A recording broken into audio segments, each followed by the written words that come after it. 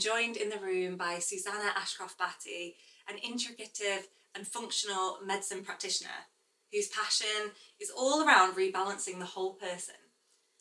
Also a clinical hypnotherapist and life coach, she created her business Into Wellness after 2 personal losses, which fueled her mission to help others optimise their own health and prevent disease. And I am so excited to have you on the podcast today. There's so much I could say, so I was going to roll on then, but then I thought, we all want to hear your story and about you. So welcome. Oh, thank you so much for having me. This is going to be an incredible chat, and I just want to start with your story, really, and how you've done all the things you've created, like for helping so many women and even children and all the clients you have. Where did it all begin for you? So it began many years ago. So I lost my dad when I was 18 years old to cancer, and on paper he was very fit and healthy. We had a gym in our garage, he went for a run, he didn't smoke, he didn't really drink, and I've always been the kind of person that wants to look underneath the rock and understand the why. I don't like taking things on face value. Maybe as a kid, maybe I was a little bit cheeky. And I questioned why, and over the years I've read a lot of books. I don't specialise in oncology, probably a bit close to home, but I know a lot about the field, and I understood the mind-body connection, and I do think stress was a big driver for him in particular. He was a police officer through and through. Okay, right. And I read about it for years, but I wasn't quite sure what that looked like as a career. So I went into the field of marketing. I worked in big corporate businesses, in the fashion sector, in the education sector, and still sort of read on the sidelines books about cancer, books about health. When podcasts became a thing, that was the first sort of area I wanted to listen to. And then when I had my eldest, I realised how medicalised childbirth was. Oh my goodness, I could talk about this all day. It's so bad, isn't it? It's so bad. And then once you sort of study it, and obviously I did hypnobirthing. Yes, I'm glad you got into that. Yeah, and I loved it. And I sort of thought, why doesn't everybody know this? Why isn't this mandatory when you become pregnant? They teach you these things. Yeah, I feel like when you know, you just want to shout it from the rooftops. You're like, birth can be enjoyable, birth can be incredible. Like, we can actually, and it's safer for you as well when you feel empowered, right? Exactly. And, it's not just for the baby, but also for the mother. There's so many C-sections now that are not for medical reasons. So I understood how the power of the mind again, which is obviously a huge part of hypnobirthing, but also the power of the body. And then I started to question the medical institution, as we all do, which has its place and not conventional medicine. And then I still was like, is it a health coach I want to be? Do I want to do hypnobirthing, which is why I then studied clinical hypnotherapy and did my life coaching certification. And then I stumbled across functional medicine. But it's still, I would say, relatively new in the UK. Yeah. And I was like, that's it. That's what I want to do. It's prevention, and it's kind of understanding those signals before it's not always too late, but before you're on that pharmaceutical roller coaster. So from there I started to study, and then I set up my business nearly 3 years ago, combining integrative, functional, clinical hypnotherapy and life coaching and nutritional therapy. Amazing. Well, when I heard your story, it really resonated with me. Like when we'd met before, and because my mum was one of those people like your dad who seemed relatively fit and healthy. She was like one of the most passionate, happy people you meet, and she didn't really have many symptoms. All she had was a bit of bloating, and then she got staged with stage 4 peritoneal cancer, which is one of the rarest types, and it kind of opened my mind to the world of how even before that, actually, when I was younger, like you, my grandma also got cancer, and she had stage 4 bowel cancer. But we actually, with her, we managed to use all these healthy techniques and the mind-body connection to help her. Sadly, with my mum, it was a little bit too late, but it kind of opened up my mind to actually, we need to go into this so much and learn about health from the whole approach. And everyone, you never know what's going on in your body, and it starts with those little whispers, and then it starts to build and build, and I think we need to be more aware. Definitely. Absolutely. And we say the body whispers before it screams, and unfortunately we do have this kind of reactive healthcare system rather than a proactive healthcare system, and no disrespect to GPs, but they don't have the time. They're not afforded the luxury of time. You know, when one of their patients comes to them, you've got 5 minutes, and I feel like the family GP days are very few and far between. You're kind of seeing different GPs whenever you go. And, you know, it is a pharmaceutical model, unfortunately, and you know, they're not trained in nutrition, in sort of the mind-body connection, and definitely not in what would be classed as alternative therapies. Some are, and I do feel like it's coming on leaps and bounds, and obviously I work with a lot of doctors, so you can be a functional medicine practitioner or a functional medicine doctor, so there are doctors that have left private NHS and are now practicing functional medicine, which is amazing, but unfortunately it's not always accessible for all, and it would be amazing if we could marry the two. And I think, you know, we're unfortunately in a state where chronic disease is rising, and in fact women in the UK have one of the worst, if not the worst, health statistics in the whole of Europe. Wow, we have the lowest health span, so our life expectancy is actually declining now. I didn't know that. Yeah, so it had started to stagnate before COVID, and then COVID has obviously driven that down further. Stress and just...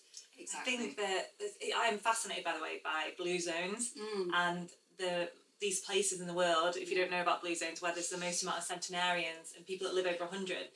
And we kind of, if you do look at England compared to those checklists that these countries have, which is often they're a bit warmer climate, but not always. It helps. Not always. Yeah. But they walk places. They're in their strong community groups where they have dinners with their families and friends every day. They are moving a lot, walking, doing community exercises, and they have the least amount of stress. And I think stress is the biggest killer. Like, it's taken over the world, especially with the digital age we're in. Around 60-70% of sort of GP appointments are stress related. So yeah, it is a problem, and our nervous systems haven't caught up with the environment that we work in. We still don't know the difference between that kind of email work deadline or being chased by a tiger.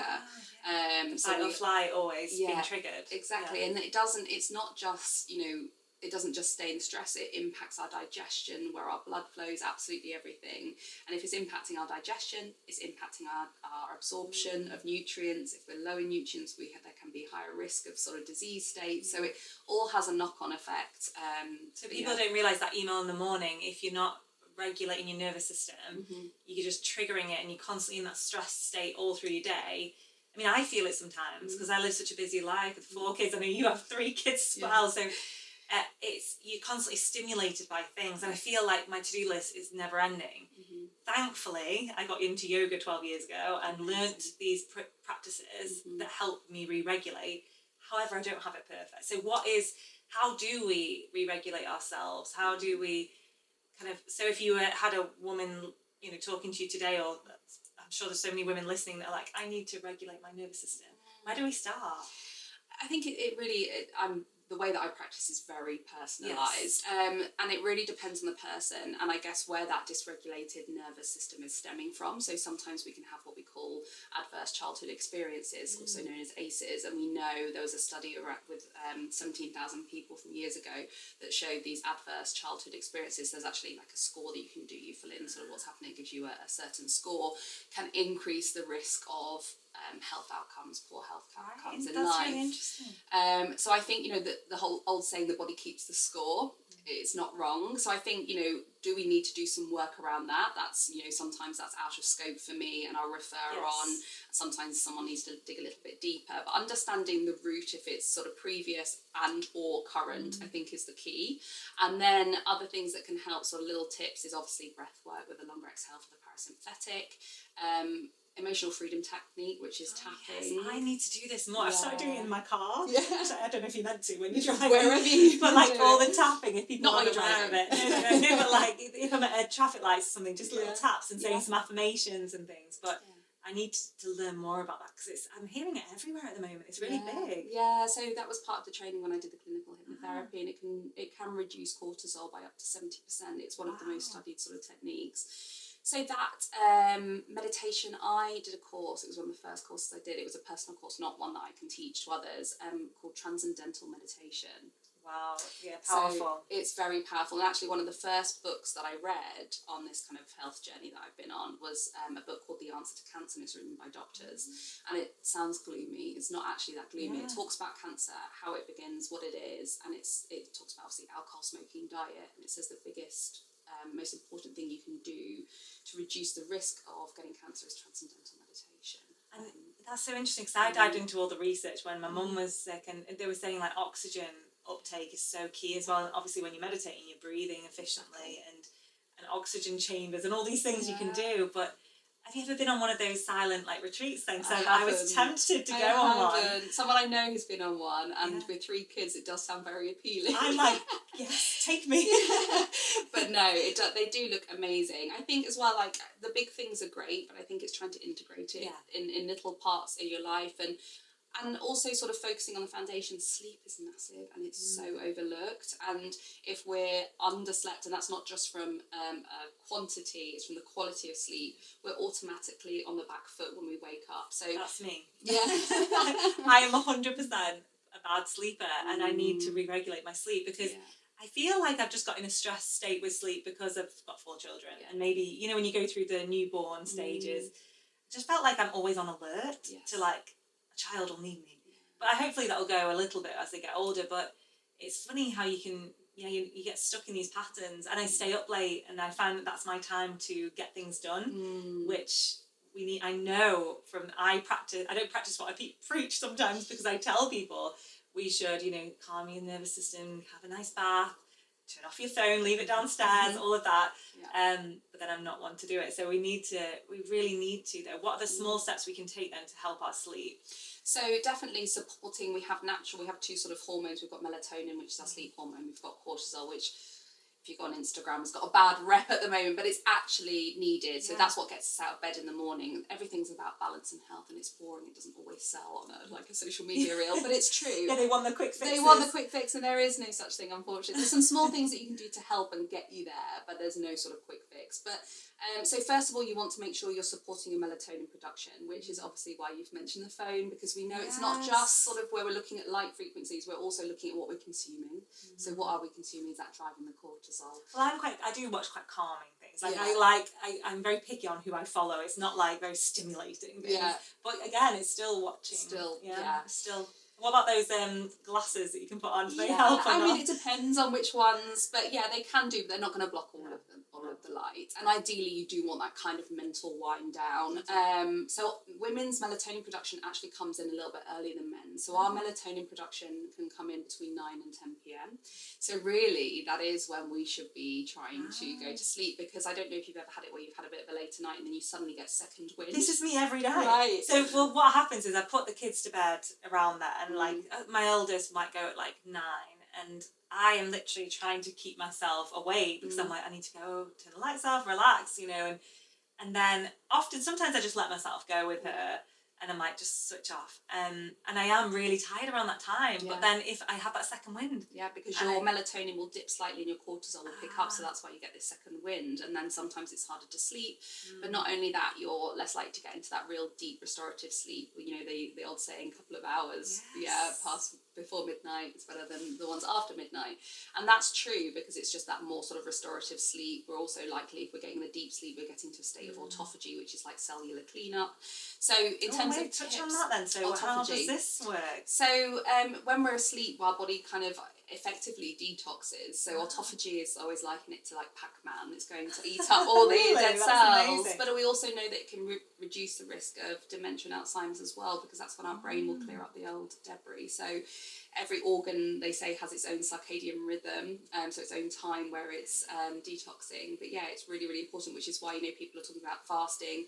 Even exercise can promote autophagy, but there's nothing like restorative sleep. So if we eat like earlier and don't eat, that helps with it as well. Well, if you're eating, just before you're going to bed, your body's going to be digesting. So therefore, if it's digesting, it's not going to be getting to a state of autophagy as quickly as it could do. I've never heard that so clearly. That's amazing. That's so fascinating, because I've always known that it's good to go to eat earlier and give your body a rest. But actually, if you think of it like that, you need to let your body focus on clearing out the system and all the things from the day. And Wow, that's Yeah. interesting. I might try and get to bed early now. But back to the sort of tips, really, definitely sort of moving the phone away. Yes. I am a big fan of Epsom salt baths. Oh, I love Epsom salt. If we can get that, sometimes I'll get some of my clients to put some lavender drops in there for that extra calm. A bit of meditation. I think everything, it's all great giving the advice, but it's got to fit in with someone's lifestyle. It's got to be achievable, otherwise it's pointless.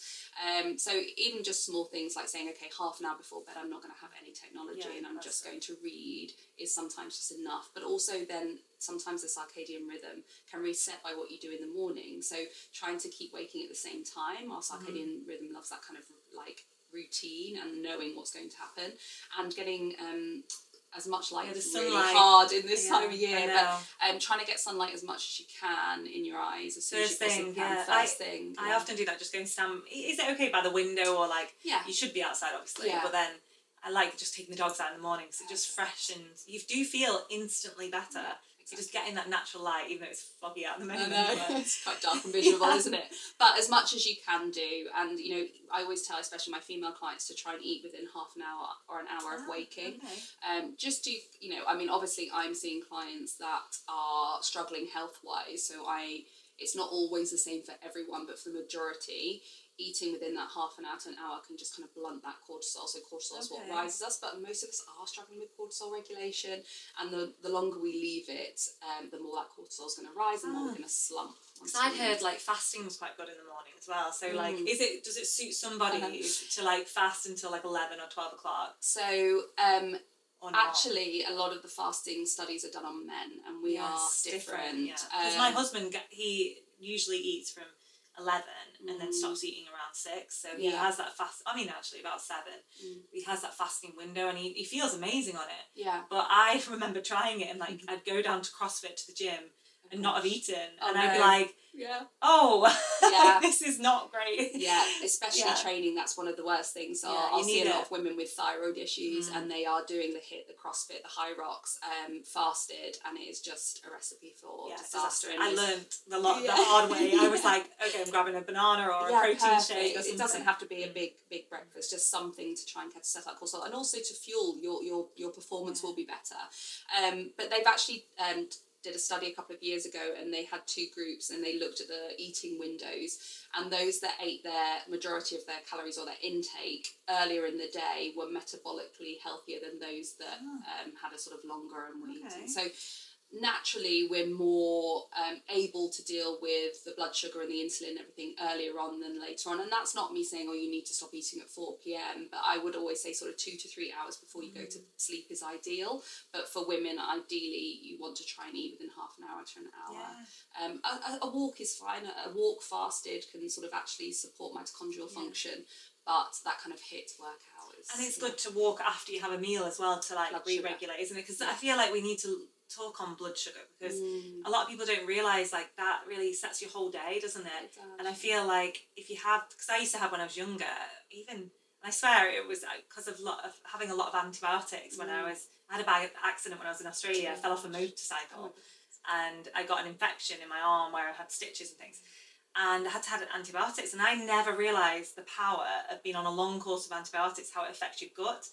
And then it had a knock on to actually what I believe led to me down the track of IBS, and I was like chronically bloated for years, and I was only in my 20s, and I looked like I was pregnant all the time. And this is the reason I got into all this health stuff in the start, because I was like, I need to help myself, and that blood sugar really helped me. So I try and to balance them out throughout the day, not have those big spikes. So could we touch on that? How can we balance ourselves more through the day? So definitely eating in that sort of half an hour window, but also what you're pairing with your food. So obviously common sense is these kind of ultra processed foods that are high in sugar are going to spike, and it's not, we expect physiologically there is going to be some spikes and some drops. That's very, very normal. What we're looking for is like the high spikes and then the big drops. So definitely the kind of ultra processed food, which in the UK is 50 to 60% of our diet, and with children it's around 70%.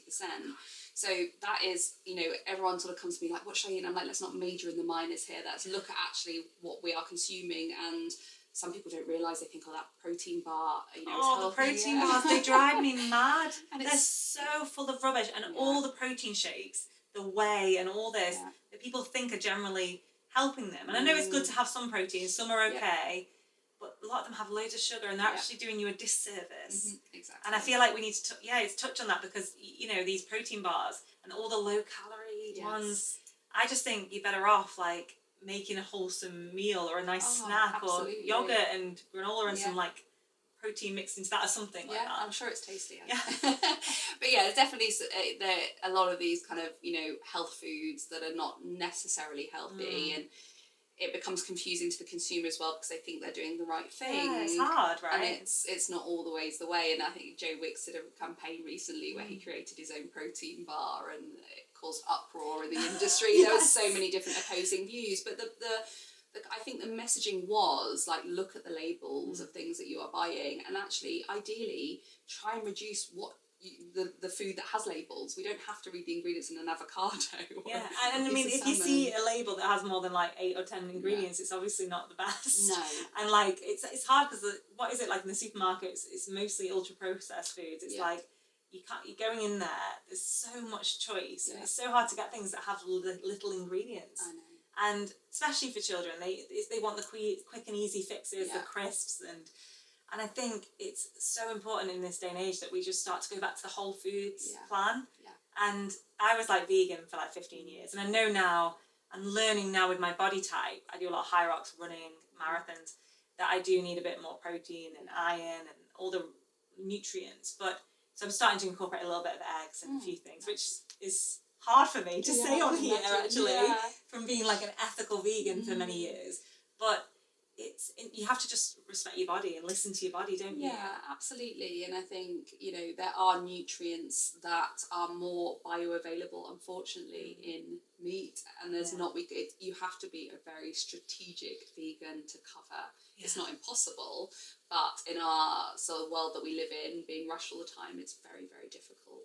And I do see a lot of deficiencies in people that are just... It's tricky, but I could never eat meat again. Yeah. Like, I just love animals too much, and I'm so passionate. So it's interesting, like, I've never had an issue with the deficiencies until I feel like, maybe after having 4 kids and the hormones and balance. Yeah. But, like, I'm trying to get it. There's so many other things that you can use, though, I feel like, say with B12, even like meat eaters, though, can get deficient in these things. Oh, absolutely. Like a lot. Yes. And I find there's some quick tricks I like. Like, do you have that nutritional yeast, the flakes? Like, I put them on everything. Yeah. And I feel like one of my reasons for actually setting up Wild and Wild back in the day, in 2018, was just to get people eating more vegetables and fruits, because I feel like that's where we need to start sometimes. Because isn't it something like 40, I think it was like 30 to 40% of the population don't even hit their, what is it, 5 a day? 5 a day! And I always say 10 a day, it has to be 10 a day.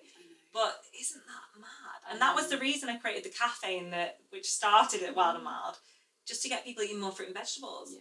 But then we need to start there and then start to build in these key ingredients. And, you know, and obviously I know it's personal preference if you eat meat or eggs or whatever you're eating, but just making sure you eat whole foods is the key, isn't it? That is the key. And then really blood sugar sort of big spikes and drops doesn't become as much of it, can still be a problem, but it's not as much of a problem. And then sort of just pairing with protein, healthy fats, fibre, they all sort of help to blunt the blood sugar response. But then also I think, you know, food aside, we do know that, you know, magnesium deficiency, vitamin D deficiency, chronic stress with women, time of the month as well can impact, movement. So there's so many other factors that, you know, people went through this absolute craze, and I feel like it's died down a little bit, of constant glucose monitors. Oh yes, I saw that. From a certain company for a very short period of time. And while I think they can have their place to some degree if it's going to invoke behaviour change in a positive light, and that person needs that behaviour change, but for, you know, a lot of people that were maybe not needing to cut out rice and quinoa and things like that, and did start to, and actually not understanding, well, maybe that time I was, you know, about to come on my period, or maybe that day I was really, really stressed, and therefore that spike was higher because of that other external factor. So there's a lot of nuance in it. Like glucose goddess and all that phase, it was very big. And, and I think that it has its place. Like, and if you enjoy things like rice and quinoa, there's ways to, even when you go to a coffee shop, say if you're at a local independent or something, there's things you can do to pair it with, right? Yeah, You said yeah, like nuts, like having a little bit fats, of nuts, protein. Yeah, absolutely. It's the balance plate, Yeah. which is very boring, but that's what works. The meat and 2 veg. It's getting that balance in the middle, isn't it? And going back traditional. Exactly, and you know, our sort of grandparents, our grandparents, they had it right. They had it right, and they didn't need to worry about all of these things. And actually, we're too busy, I think, you know, if we talk about Ozempic and Wegovy and all of these other things, trying to source the problem. I listened to a podcast with 2 sort of well-renowned functional medicine doctors where they were talking about the GLP-1s and everything, and one of them said, and I think this is so true, with GLP-1s, obviously we're working on weight loss here, but we are also working on satiety, and we're back to kind of like the food environment. But it's like having a dirty fish tank, and instead of clearing out the fish tank, which is our food environment, we're injecting the fish. And interesting. It's again, everything has its place, but we are missing the bigger picture, and that's where big food, big pharma, big government really need to kind of work together. Well, I have PCOS, and I got told that it'd be good for me to go on those injectables because it will. And I just thought, but what a thing to say to someone when I went. I don't go to the doctors very often. Like I'm one to go all natural, and I know people should go to the doctors, but I went because my hormones have been all over the place. I had skin issues, and so they did check for the PCOS, and I came back with that, and from all the blood tests and things they did. But I feel like it's very much, you're going to have this for life. You're going to have cysts on your ovaries. There's not much you can do. We'd recommend you do go on these if you did want to maintain weight loss. Go on the, what are they, the Ozempics and all that. And I just thought, why? Like, surely they should be recommending nutrition. But like you said, I know loads of GPs who openly say we have 4 hours nutritional training. Like, that's it. Yeah. So you see a different doctor each time. They're all going to have the different opinions. Yeah. So we need to start looking within and going, what is the root problem? Yeah, and what else can I do? And even with the GLP-1s, if someone's, at risk of other chronic diseases due to their weight or inflammation within their body, and it doesn't always go hand in hand, there is a higher risk, obviously. GLP-1s may have their place, and there is some other research indicating they can lower inflammation, whether that's through the weight loss or through other mechanisms. I don't think we're 100% sure. But so there is the place, but the problem is the lifestyle and the behaviour change is not being carried out. So what happens when someone comes off it? This is what I was going to ask. The situation is still the same unless the behaviour change, and sometimes worse, because obviously then they're not going to be educated on eating enough protein. And they feel bad about it, like they spiral back, and then it's like, how do I need to go back on them, Exactly. It's that constant yo-yo.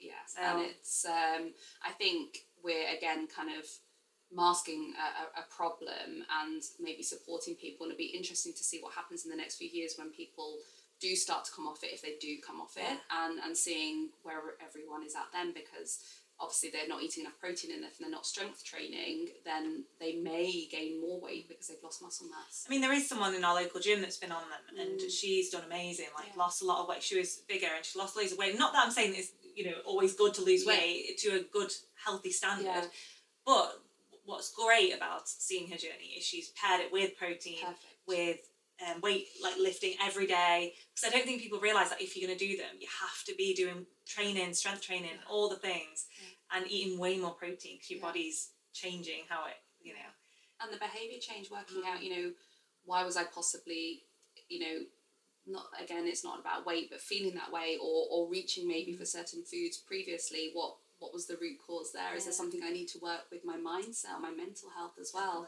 And I think it's a journey, but unfortunately, again, they're being prescribed, and some people are just getting them from wherever they can get them from, without that kind of supportive hand. So. We need that, and that's what I love what you do, is you work with people one-to-one. We don't get that in our current healthcare system. We don't get that. And can you tell us a bit more then? So what do you do as a functional medicine practitioner? So if I was to come to you, I know you do a lot of going to lab testing and looking at the profiles? Could you tell me a bit more? Yeah, so it starts with an initial free call, and sometimes, you know, I might say, oh, you need to kind of go here first, you need to do, it's not always the right fit necessarily, but yeah, an initial telephone call where I'll try and get an understanding of someone's concerns. Sometimes I will get the old client that just wants to, I guess, biohack, I'm saying that very loosely, or health optimize, and they just want to kind of see what's going on in the hood and there's no health concerns, which is fine. But typically my client can be anything from infertility, PCOS, and then I work with children with ADHD and autism, so a real kind of like range of presentations. And from there I may advise on lab tests if I think that's necessary. And the lab tests, I mean, there's thousands, so it really, that's why that call is so important, because it helps me to narrow down where I'm going to get the best data that's going to guide my intervention. So things like gut health, so microbiome composition, digestion, absorption, inflammation, genetic testing, things like hormones, vitamins and minerals. Again, we use, when we're sort of testing blood, we use very different ranges and more markers compared to conventional medicine. Something called organic acids, where we're looking at something called mitochondrial function, methylation, oxidative stress. And then there's sort of really specific where we look at like cardiometabolic, thyroid panels. It really depends on the person. And then majority of my clients I work with on a program, because obviously majority of people are coming to me with complex health conditions, and we'll work over a period of time, anywhere from sort of 6 months to sometimes 18 months, it depends. And we'll go through the lab test results, we'll check in, we'll consult, and every consultations gets a written plan. On that plan I give them sort of nutrition advice, sleep advice, nervous system advice, supplement advice, and obviously the supplements I'm using sort of therapeutic levels and also therapeutic supplements. So I'm looking at the biochemical pathways of the body and working out how to support those that are maybe not functioning, hence the functional medicine. So how is the body functioning?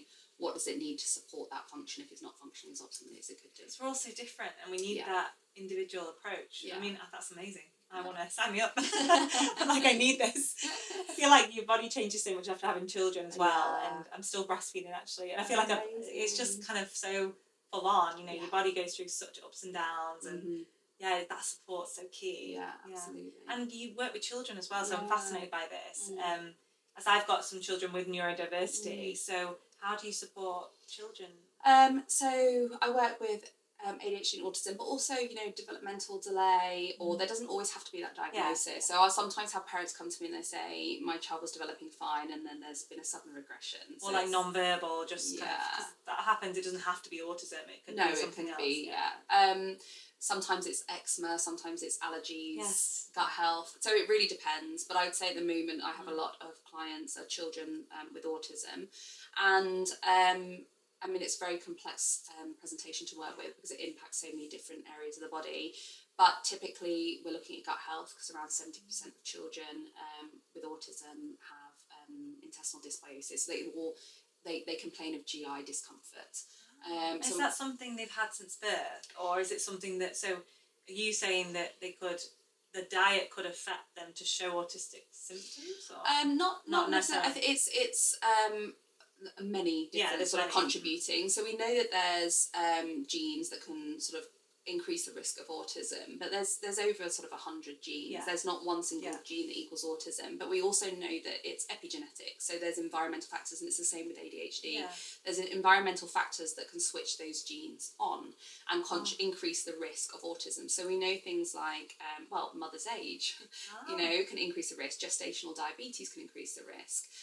You know, so if you're older, there's more risk. I didn't know that. Risk. And things like C-section, you know, there are things that impact, and it's not necessarily if you are, and this is where I think the communication of this is key, and autism has been in the press so much recently with very public figures talking about it, and if it was delivered by someone that specialised in that area, I think the delivery wouldn't have caused so much uproar.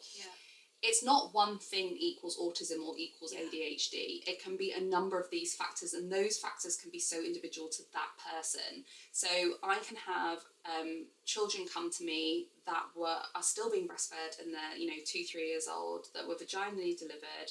The mother was in 20s or 30s, There's no autism in the family, and yet their child has still got it. And yet I'll have some parents the opposite, and the child is neurotypical. Exactly. It really does depend, but I can see certain patterns sometimes, and we do know that certain things can increase risk, not equal. And I do think we need to touch on, like, I'm not saying that cesarean's bad. No. I'm not saying that at all. It's because I know it's medically needed in emergencies. Yeah, absolutely. However, we are in an epidemic of, there's so much fear around birth that women are being kind of driven in our society to feel they have no choice.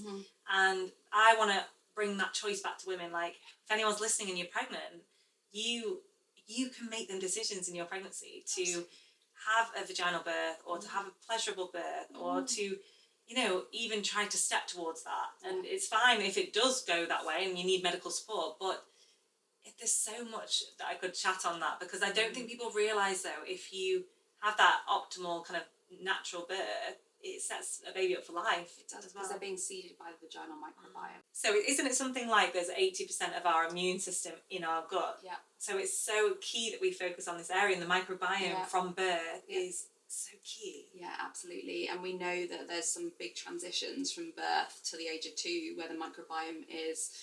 I mean, the microbiome can change a lot, but we are, unfortunately, if we touch on the microbiome a little bit, we know that compared to sort of tribal areas, our microbiome composition in Western nations, there's about 30 to 50% less diversity. We know that there's been loss of species from a microbiome in the last 50 to 70 years.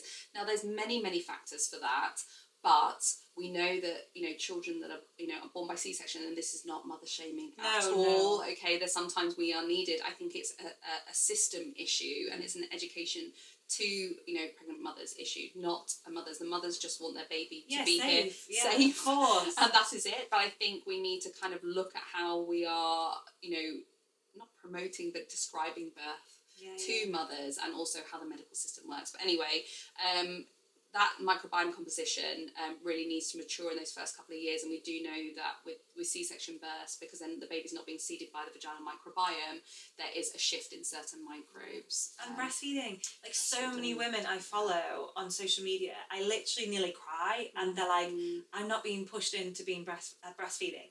Like I'm not saying that it's wrong, you know, if you don't, but I'm saying that it's so important for the baby's development to even can try to do it. Yeah. Like, I think we all need to try, because I just get so excited about breastfeeding, because it gives you that beautiful bond, and people don't realise how pleasurable it is and how beautiful that bonding is with a child, and also how it affects them in later life. It prevents certain cancers, it boosts their IQ, it can do so much for the baby, and I do think I want to talk about these things on my podcast, even though I know it's controversial. But it's like, I'm not shaming anyone. I'm saying you need to do the research, because breastfeeding matters. It does. Yeah, and like, you know, fed is best, right? But I don't think there's really anyone out there that's not feeding their baby. Of course. I agree with you, but I think it comes down. It's this kind of education, and mothers are forced to kind of like bounce back, get back to it, you know. Back to work, all this hustle. And kind of the baby just kind of slots in, which, yes, we do live busy lives, but I think if mothers were more nurtured and given the time to adjust to breastfeeding and get through those very tricky sort of 2 to 3 months where, you know, they're feeding on demand, then actually... and I breastfed all 3 of mine, it can become easier. It does become easier. So someone said to me the other day, they were like, I went travelling, like, how do you do that with like 4 kids? And I was like, well, first, I've never had to pat like all the bottles or formula or sterilisation kits. I'm literally just, I'm here, I'm a feeding device. You know, like, if I have my baby, they're on me on the plane. And also, it's like, when I used to work 50 hours. I mean, I would not recommend this for new mums, but I had a busy hospitality business. And I had a nanny at the time, 2 days a week, and my partner and my mum at the time, they used to just bring baby down, and I'd just have her in the sling, or, you know, juggling them, and I'd still breastfeed. Yeah. And I still breastfed up to like 2.5, so it's not like, you don't have to stop it. I know it's hard for some women, but... It is hard, and I think there are some circumstances where the mother can't feed, and, you know, and there are things, you know, but, you know, there's nothing wrong with sort of introducing probiotics at a young age, and just being aware, like, okay, well, I'm bottle feeding, then I'm going to really make a great effort on the weaning journey to try and, you know, get all the nutrients in the weaning journey, and, you know, look at probiotics. And there are other things that you can do to help. But I do feel like, because so many of these topics are taboo, I don't think we're doing you know, us as a society a favour by not talking about it. I think I'm glad we touched on it, because I was actually a milk donor. Oh, amazing. So I actually read a magazine called Juno. Do you know that magazine? I don't know if it's still going, but and I just read it when I was pregnant. I thought, wow, there's so many women that can't breastfeed, and they have medical issues, like their breast won't produce the milk. Yeah. So I was like, I'm going to be a breast milk donor, and I was doing this while working a full-time job. Oh my goodness. And I would go, and it was so beautiful. It was for, I think it was Milk for Human Babies, like on Facebook, this group that's set up, thousands of women in it, and they all help and support each other. And I'll find the link, I'll put it in the show notes. But a mother used to come down, so I'd freeze it all, and she'd come and pick it up from the cafe. Oh, wow. and she calls me like the milk mama, and for like 2 years, and it was so beautiful, honestly. And then I had the experience of going into NICU with my fourth, so she was born not breathing at all, had a really traumatic birth, which actually led to her having cerebral palsy. And I was in that NICU, and the medical team around me were just going, they were basically not letting me breastfeed my baby, which I was shocked at, which I was so shocked at, because she was in this state where she, you know, it was very intense. However, I really had to opt to do that. Like, and I, at the time, just said I want to just, because you can put little drops on their tongue, I want to microdose breast milk. And I honestly put this down to why she recovered so fast. So once I started doing that, and then they'd said the chances are she probably won't be able to breastfeed, like, because of her mouth and the muscle tone. And I just stood strong to it, and she did. And it, honestly, once she started breastfeeding fully, she was thriving and getting better so quickly. But what shocked me around, seeing everyone in there, there was no donor milk available for people, but everyone was asking for it. Like, people were generally saying, if someone could give me some breast milk for my baby, I would give it to them. And I was literally like, I would, but I had stores and stores of it, and it's a shame, isn't it? It is a shame. We need a better system. I think so. Yeah, I think so. And just support for mothers to know what is available, and just definitely support, like, tribes haven't got it wrong. Like, that mother is looked after like the baby, and it's just the society we live in. I just don't think it's there. So to touch on some other areas, there's so much I want to talk about today. But if you could give some, like, top self-care, let's say the biohacking, I know that you don't like to just say that these will win, but what would be the things I saw on your Instagram, which is great, by the way. I love your stories and your daily, like, tips and things like that. I saw you touch on, like, red light therapy. There was this thing called 8 Sleep, which I want you to tell me what that is. That was my Christmas list. Oh, yeah. Hint, husband. So, I mean, again, it depends on someone's lifestyle, right? It depends on how they're presenting. So this is kind of like, I guess, a little bit biohacky, which is an interesting trend, and I prefer it to sort of, I guess, I don't know, certain brands selling their ultra-processed foods. There's definitely worse things, but it has to be personal to the individual. But 8 Sleep is a mattress that can control your temperature and can also lift you up slightly if you're snoring. Oh, no way! So it helps to optimise your sleep, basically. It's pricey. But red light is great. Yeah, it supports your mitochondrial health and helps you kind of detox from the inside out. But saunas are just a great one. Saunas are powerful. So saunas are great, and if pharmaceuticals could bottle that up, they would. Isn't there something like, isn't like life expectant, is it life expectant? What's the word for sauna use? Goes up, is it? Yes. So it reduces all-cause mortality. Yeah, isn't that amazing? Just by going in the sauna, isn't it more than like 2 times a week or? I can't remember the exact statistics, but I mean, you want to sort of look 20 to 30 minutes depending on the heat of the sauna, 2, 3, 4 times a week. So we can increase our life span from going in a sauna, so why on earth are we not doing that? I know, more? time. It's amazing. Time and access to saunas. What else do I love? I love sort of non-toxic products. Unfortunately, we have around 350,000 man-made chemicals in our environment, of which 1% are tested vigorously for human safety. And that is a big problem. There's been a lot in the news recently about PFAs, so they're known as forever chemicals, phthalates. And this worries me a lot because I see it all on socials like TikTok and social media. My kids are starting to lock into this now. I want this latest cream. Have you seen this? It magically makes your skin all dewy. Like my 10-year-old, I was like, what? And I'm looking at it, I'm like going, oh my gosh, what is in this thing? Yeah. And it's easy to get bought into these, but they're absolute rubbish most of the time. Yeah, and they, you know, especially with females, a lot of them do have what we call endocrine disruptors, so they can exacerbate estrogen dominance, if you like, in very simple terms. So yeah, I on my little Christmas wish list there was some non-toxic pans. So we can't control everything in our environment, but I think what is in our control we should definitely have a good go at. So non-toxic pans, tap water is a big one. Yeah. So a water filter. These are the things I'm on this year. Yeah. So we've just ordered this non-toxic pan because like there's one I'm using. You know when you feel like there's like a residue in it, and I'm like, oh, this is probably toxic. Yeah. And there's some great brands out there. Some like brilliant brands. I feel like that is one of the key because if it has the rubbish in and that's going into your whole body. Yes, and they're starting to link it to so much. So they found plastics of people that are at increased risk of cardiovascular disease. There's so much dementia, Alzheimer's, cancers. I mean, it just goes on and on and on. And it's like back in the day, like when they didn't know asbestos was bad, and then the link to cancers and all of this. I mean, I get really passionate about in schools. I've been into my school many times about this, by the way. Sorry, ahead. But on the government website, it's listed as ham and processed meats as like one of the biggest causes of cancer. Yeah. And that's listed on our websites, but a lot of people still give their kids all these processed foods, bacon and ham. I'm really passionate about that. I know that some proteins and meats can be good for you, but these things, like, if it can rate near to like asbestos and all these, it's not good, right? No, I know. Again, like we really need to be. Let's get me started on school lunches, but we do. It's like when I see gammon and I'm like, why?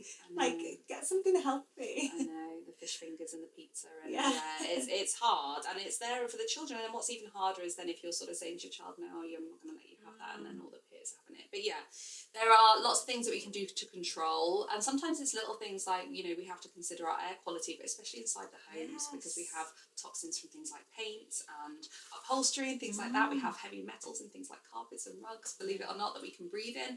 So things like snake and spider plants can really help to purify the air. So sometimes these are little sort of toxic, non-toxic hacks that I give to my clients, as well, looking at like our cleaning products. There's some lovely brands that have come out in the last few years that are non-toxic cleaning products. Yeah, I don't use any toxic. I won't even use bleach in my house. Like I wouldn't even do it in my cafe. I was like, everything was Bio-D and really good brands. Like I think we need to be hyper aware on that. And laundry detergent, like that's going on your kids' skin, and it really needs to be all these natural. I just get those lovely ones that are zero plastic, and even the packaging now is great. Yeah, exactly. So they are that, and sometimes they can be a little bit pricey. So I've sometimes helped my clients kind of prioritise where I think they need to go. But toxins are a really big problem, and I do think they are a big contributor to, I guess, our health epidemic at the moment. I wondered what you thought about a big one that's I've always didn't sit well with me. It was aerosols, deodorants, and hairsprays. My mum, she was onto this from a young age. From when I was 8 or 9, she banned them in the house. I mean, interestingly, she owned an industrial flooring company, so she had a chemical plant with all the chemicals. They knew so much, and they were like, no nail varnish in the house, no toxins, because they knew the damage it caused. And my granddad died of cancer, really. Funnily enough, my mum went on to die from cancer, and I do think exposure to chemicals is massive. It does, And she would always talk about this. So like getting natural deodorants, natural hair products, all of this is so important. Yeah, and there's some really great websites out there that can you can put the product in, it'll give you a little rating, and you've got the Environmental Working Group in America, which is really great, that will really delve into the ingredients and the details. So, and then you've got like things like pesticides as well. I mean, I don't want this to be a gloomy conversation. Yeah, exactly. But I kind of tell my clients to try and prioritise their organic food by looking at the Dirty Dozen. So the UK version, they're not doing a clean 15 anymore because they don't believe there necessarily is a clean 15, but there's a Dirty Dozen. So foods you want to prioritise buying organic, because otherwise you'll be remortgaging your house before you know it. But there's definitely these small little things that you can do to, I guess, minimise your exposure, but then also supporting your natural detox pathways, which we all have. Our body is very well equipped to detox when it becomes a problem is when it's overburdened, and that can come from sort of these toxins, but also what we're sort of not supporting in a way, and what we're putting into our bodies. So, supporting our sleep quality is absolutely key. Managing our stress, because our body's going to be in the state of fight or flight. Detoxing, while it will still happen, may not be as efficient. Supporting things like broccoli is just one of my favourite vegetables, because it has something called sulforaphane in it, which helps the liver detoxify. And iron's key as well with women, isn't it? Yeah, iron. We've got all these different nutrients. Choline from eggs is another one that helps as part of what's called the methylation cycle, which is part of our operating system to our DNA. Reducing oxidative stress. There's so many different things, and it comes back to, I guess, in terms of supporting the body diet wise, is really eating the rainbow, which is so cheesy. Like my clients are like, oh no, she said it. But every single different colour has a different nutrient, antioxidant, flavonoid that can support the body in a different way. And you feel good. Like you generally feel great when you eat colourful foods. Yeah, like it's so important. Yeah. And I wanted to touch on your life on, to talk about how you balance. You've got 3 kids. Yeah. You've got a busy business. You're supporting loads of people, children as well. Yeah. How do you balance it all? Do you just do all these techniques like? I'm not perfect. Yeah, exactly. I'm not perfect. I'm very transparent. So my non-negotiable is sleep. I'm not a nice person if I don't sleep. So I am usually asleep by 10 p.m. every night, and that is my kind of like. There's not much movement. I will occasionally be sociable, but if something's booked late, I'm like, oh no, can we not do something in the daytime? Which is I was lucky to get you to the Christmas party. I'm like I feel like even though I go to bed a bit later, I'd rather I don't want big nights out anymore. I want to cozy in, and especially during the different seasons, I like to say no more and hibernate.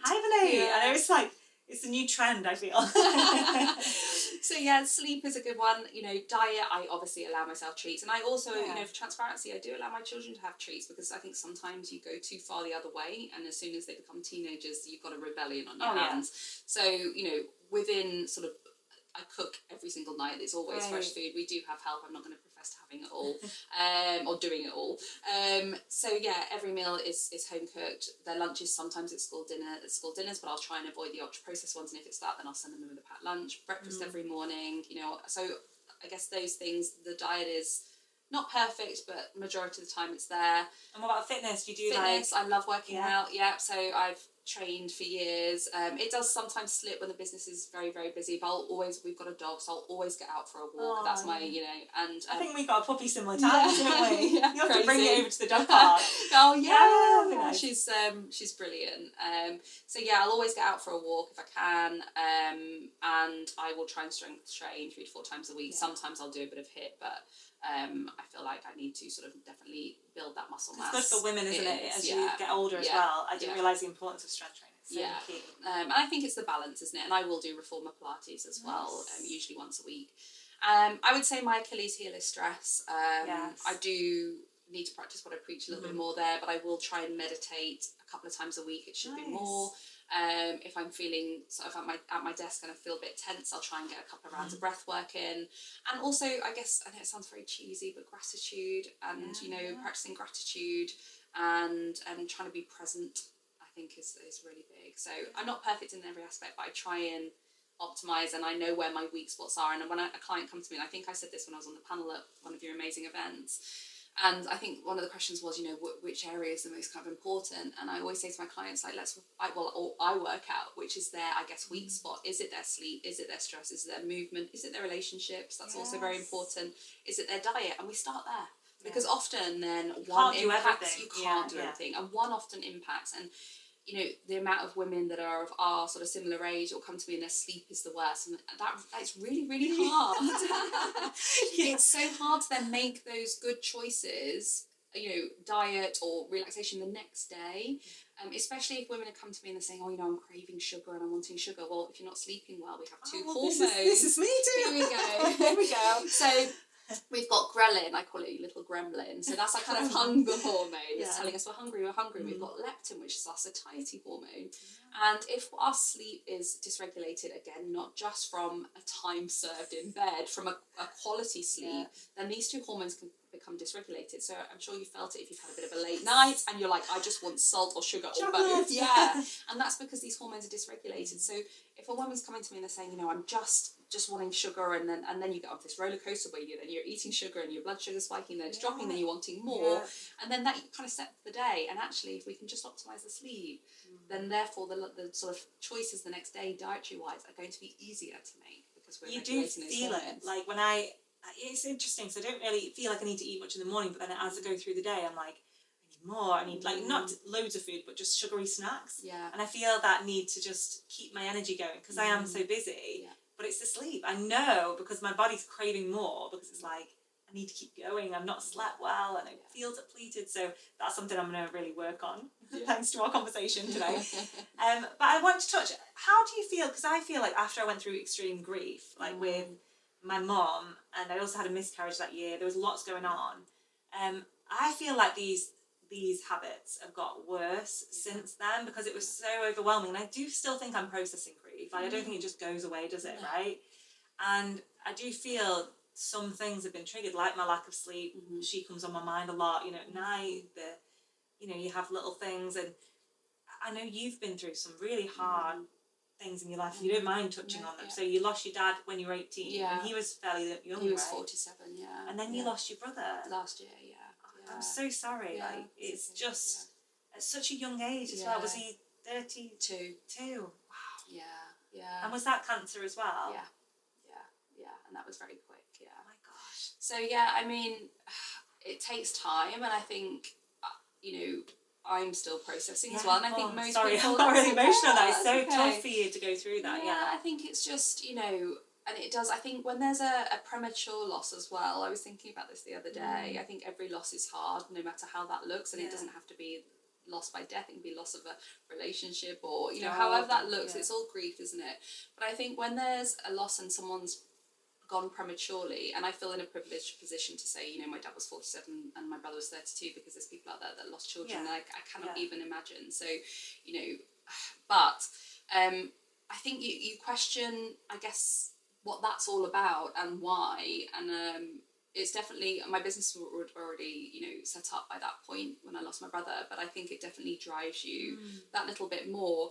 But in terms of processing, it's time, it's being gentle, but without a doubt it has an impact. And actually, funnily, I obviously do all the lab tests on myself, and I thought afterwards I'm going to test my microbiome composition, because we know that acute stress, chronic stress can shift the microbiome composition in sort of 3 hours. You can see a change in microbiome composition, and I felt it very physically. So I was there when he passed away, and I felt it very physically instantly, muscle aches, and, you know, there was changes, and my cycle was a bit messed up following. My cycle went for a whole year. Like, I could not believe it, and then I thought it was, I didn't even think about it being the grief at the time. Then I was like, what's happened? And then it's just interesting that itself can bring that on. Absolutely, yeah. Wow. It can impact the whole body. And yeah, and I think there's obviously talking therapy, if, you know, everyone's different in that respect. And then there's other things that I am going to touch on, but it just with a bit of caution, because it is illegal in this country. However, it's definitely emerging, and that is psychedelics. And I feel like I'm not a gatekeeper, but I have also had therapeutic psychedelics, and there was a lot of research in this field, and it's being studied, and there's a lot of kind of investment going into clinical trials, and there's talks in the NHS about how this could potentially look. But, you know, I've done talking therapy, and I think sometimes you can have this kind of psychological block where you maybe don't want to go there, or your conscious mind is taking over what is actually sat in your subconscious, which is obviously part of hypnotherapy as well. And yeah, psychedelics definitely helped me on this journey. Obviously do it legally, guys. Well, I'm glad you touched on it, because I'm actually getting someone on the podcast who's in America that works with it, and I'm fascinated. Like, I used to live in Hebden Bridge, and everyone like did psychedelics. It was like, sorry, but it was like everyone talked about going on these, you know, journeys, and maybe even going to the Amazon and all these things. And I've not done it yet, but my husband used to work with mushrooms, and even just normal mushrooms. Like he was a shiitake farmer for these fine dine restaurants, And even just, I could talk about mushrooms because they just have so much power that people don't know. Amazing. But the other side of like more psychedelic ones and other things, so powerful. So how they can unlock the mind. Yeah, and I think the key is, doing it with someone that is well educated, has done it before, and we, it was done properly. We had an integration. We had a set an intention. It's done properly. Yeah, it's you need to be supported. Yeah, fully. absolutely. And I think there's risks for people that just go off and do it. And so that's definitely helped. I think it's always a work in progress, and it's interesting. It's an interesting journey. It is, and I wanted to touch on it just because so many people come to my events and they're like, I've been through such grief, and I find that a lot of people say after, I've completely transformed my life. Like I wanted to. They've made them realise like what they really care about and what they love, and it's done it for me. Like I closed down my cafe. I decided I wanted to move into women's events and transform my business. And I don't know if you found any switches in that. Yeah, absolutely. Well, definitely, my dad was the reason for this business, and I love the turning pain into passion or pain into purpose. Power, passion. Absolutely. And I think it's. I do believe that I'm doing what I am meant to do. So I just wanted to ask you, Susannah, about ADHD as well, or neurodiversity. We have so many women that come to our community that have this, and I had been diagnosed with Dr. Hannah Cullen this year, so I'm fascinated by how we maybe eat differently or we live a bit differently, and what things we can be doing to help us in our self-care and development. Absolutely. So nutrition-wise, iron is key. So if we think about dopamine, which is a neurotransmitter that is often linked with ADHD, I will sometimes have women or children come to me with ADHD, and we will go and test the iron, and not just the ferritin. That's kind of like your iron pocket money. That's your iron stores. I ideally like to see a full iron panel, and they're often deficient. And iron is one of the building blocks to make dopamine. So if we're low in iron, we're very likely going to be low in dopamine. There obviously are genes there, and there's receptor sort of genes. So in the genetics, we can test to see if there's dopamine receptor changes. Well, I'm nodding because I found out I was a little bit low in iron. Interestingly, before this. So iron, if we think about what iron does, it's carrying around the oxygen around the body. So if we're going to be low in that, we're going to find it hard to focus, right? So there's also an amino acid called tyrosine, and B6 also plays a role as well. So if we're low in any of what we call the cofactors or the building blocks of making neurotransmitters, even if that's things like serotonin, which is our happy hormone, or acetylcholine, which is like our memory and sort of learning neurotransmitter. And you've also got one called GABA, which is there's many, but everything in the body needs nutrients and cofactors to be made and to be supported and to get into the receptors. So iron is definitely a big one. As well, we know that people with ADHD can have a different gut microbiome composition, and again, the microbiome can help with the sort of construction and delivery, if you like, in simple terms, of these neurotransmitters. So lactobacillus, which I'm sure you've heard of, which is one of the ones that's often in probiotics, can help to create acetylcholine as well. So that's again the memory learning. So we need more probiotics, would you say? And I always interested in this. Should we be taking probiotics every day, or should we do a course of them and then stop and then do a course of them? Oh, I'm going to be, and this is definitely not a sales pitch, but ideally you want to test, right? Because we're blindly putting in probiotic strains where there might not be a need. There can be some risks there, which I won't go into, but some people have, if we've got IBS as well, we've got an IBS picture. We reckon around 70% to 80% of IBS is SIBO, so small intestinal bacterial overgrowth, which is an overgrowth of bacteria within the small intestine. And if we're going in with certain strains, that can exacerbate the issue. Right, put more in. So I don't think in most cases probiotics is going to do any harm, but ideally you want to be targeting to know, okay, well, these are the strains that I need and this is the reason for this. Obviously, some people can't afford to do the testing, and I completely understand that. In those cases, I would say just try and eat a variety of fruit and vegetables, kefir, sauerkraut, sourdough, and try and, get a blend in there. Well, let's touch on that, because people say they can't afford it sometimes, but then they might be easily buying into some of these things online, like self-care products, skincare, makeup, and we prioritise the wrong things. We need to prioritise our health. Like, if we are not walking, able people, we're not going to be able to have a business, to grow a family, to do the things we love.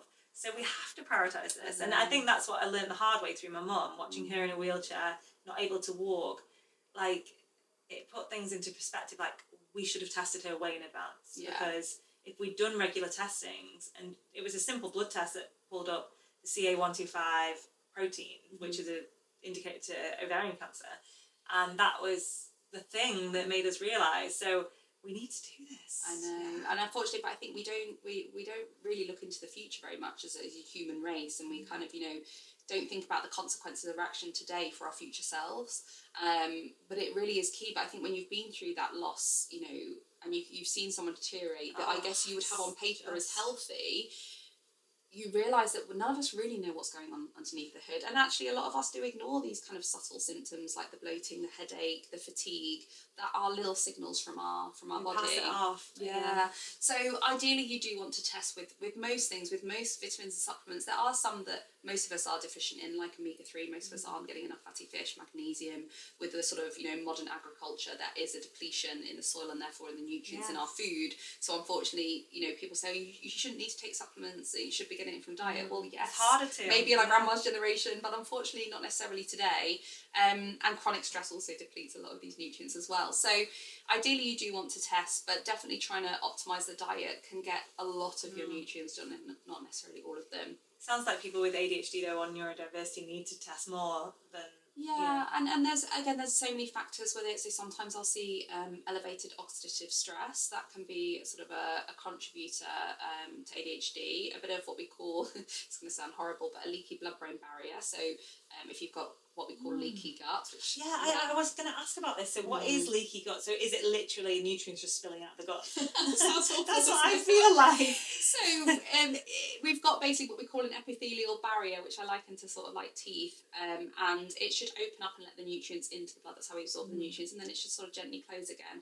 And what happens, that can be what we call intestinal hyperpermeability. So that sort of epithelial barrier is more in a state of open, which can then allow undigested food, bacteria, what we call endotoxins. So we can have inflammatory bacteria called lipopolysaccharides that can produce what we call endotoxins. So there isn't a condition yet that we haven't linked to the gut. So cancer, cardiovascular disease, ADHD, autism. I mean, there isn't dementia, there isn't one that isn't linked to the gut, and some of that mechanism, not all, but can be linked to this lipopolysaccharides, also called LPS, and endotoxins, so causing systemic inflammation. So many women come to me with heightened stress. Yeah. They say they have PCOS symptoms, endometriosis, all these things that, IBS or bloating, like, would that show then the gut it's starting with the gut, like these issues as well? So what do we do to begin this journey? I mean, obviously I know you covered so much on the podcast, but we need to hone in on getting the gut tested, and then we need to start reducing our stress, I'm guessing. Again, it depends, and sometimes it can be so many different things. So the one of the stool tests, there's lots of different ones. The one that I typically use, we're looking at microbiome composition. And that can be what we call dysbiotic bacteria. So it can produce dysbiosis, which is this disruption in the gut microbiome. You can look at pathogenic bacteria. Viruses can play a role as well. Viral load is a big thing, especially post-COVID. COVID can sort of reinvigorate dormant viruses. So viral load. So on the gut test, we can look at certain viruses. Parasitic infection, which does come back. People go, oh my goodness. Sometimes, a lot of the time, they're microscopic. Digestion, absorption, inflammation, something called short-chain fatty acids, which I won't go into. And there's other markers on there. So it depends what comes back. Sometimes there can be indicators of food sensitivities or intolerances, which, just to add to this, those sort of food intolerances tests that you can get on the internet and usually not accurate, which a lot of people come to me with. But there can be indicators on the stool test if the pH is rather low. Sometimes on the stool, that can be an indicator there's some kind of intolerance. It can sometimes be a parasite as well. So it depends what comes back on how I then approach. And usually, to be honest, it is a staged approach, because sometimes, so in functional medicine, we follow what we call the 5 R's. So we remove first. That's anything that's irritating the gut. And that can also be stress, right? Because we know stress can trigger. But it could be that we're removing certain foods, and that's, again, I'm not one of these practitioners that, I'll leave my clients eating just air. It has to be sustainable. But there's some things foods can trigger, like say people with psoriasis and eczema. I know that like nightshades and certain things can trigger certain people, so it's important to do that profile and go back to basics, isn't it? Absolutely, but more often than not, if someone comes to me and they haven't had an intolerance or an allergy from a young age, then and suddenly they're now not able to eat these foods, usually it's actually a shift in the microbiome rather than the food itself. The body is producing this kind of intolerant, inflammatory response to the foods, and it's the immune system misfiring. So removal first of whatever we think is irritating, and sometimes that can be removal of bacteria and parasites as well. And then we also do other stages, so we sort of I've forgotten all the 5 R's now, we've got the spot. But we remove, we replace as well, so that can be replacing digestive enzymes if someone's struggling to digest and absorb, re-inoculate, and we repair. So re-inoculate is the probiotic stage, repair is where we kind of what we say heal and seal that gut lining, which has certain nutrients do. So it depends on what comes back, and sometimes it can be very small things. Like I had a child that came to me really struggling with anxiety and school avoidance, and the mum couldn't afford to do very much, and I said, let's just try and remove gluten. Don't change too many things at once. Let's just try and remove gluten. There were some GI symptoms, some family history there that was indicating there could be a gluten sensitivity, and she emailed me a few weeks later. She was like, I cannot believe the change in my daughter, and this is not me saying everyone needs to remove gluten. This is this one particular case, but sometimes it can be the very small little changes that can really make a big difference.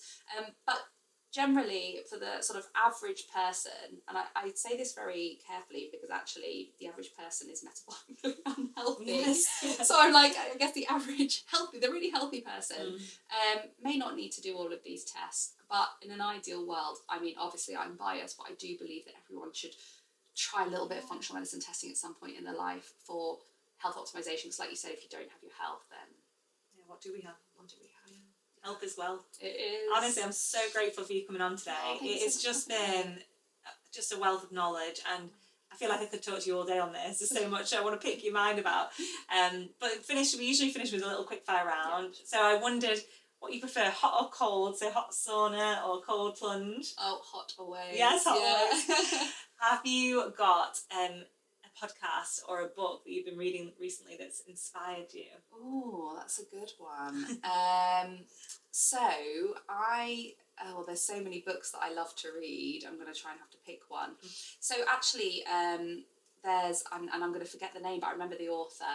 After I lost my brother, I read a book by Anita Johnny or something like that. Oh my gosh, I read this one too. She's brilliant. So she was in Manchester as well, and I went to her talk. She was No, wait, so I read that to my mum as she was ill, and it really gave her hope. Yeah. Anita, I'm probably not saying her name right, but it was what was the book called? I'm gonna have to remember. I'll put it in the show notes. Yeah. So it's not really a health book because I could spin off a million health books to everyone, right? But a light to see or something. It wasn't about a light. So she basically clinically died, and she had stage 4 cancer, and she was in a coma, and she saw her dad, and long story short, she came back and was able to recount, but actually most interestingly, 8 weeks post this, so she'd had cancer for a long time, and it was stage 4, and she was on organ failure, there was no evidence of disease. And just to add on this is a sort of a big part of functional medicine is integrative oncology. Again, I don't specialise in this, although I have some amazing names if anyone ever wants to know who is the best in this field. But there is many cases of people having what would be classed as spontaneous remission, and it's amazing. I used to work with Jason Bale on his retreats actually, and people would come out there with all sorts of things, and honestly, I was just in shock with the people. They'd come back the year later and be clear of cancer, or clear of even getting better, not clear of it, but like with their MS, like starting to move more, with better mobility and all these things. And it just shows us that it's not all about one thing. No, it's about the whole approach. This is what we've proven today. And then finally, question: what's your day favourite self-care ritual? Oh gosh, this is going to sound so cheesy, but I guess having cuddles with my husband and my children, because it does. When we have human touch, it produces something called oxytocin, and I think that connection and the gratitude and just being around people you love. I mean, being lonely can be as bad as smoking 15 cigarettes a day. So I guess just having that connection, and I think when you've gone through a loss at a young age, you realise that these little moments are precious, and I think it just don't get me wrong, they also wind me up in the morning. Just for transparency, don't see me in the morning, you'll think the polar opposite. But yeah, that's, I would say, is my favourite thing, and just a night, a walk is so good. things. Thank you so much for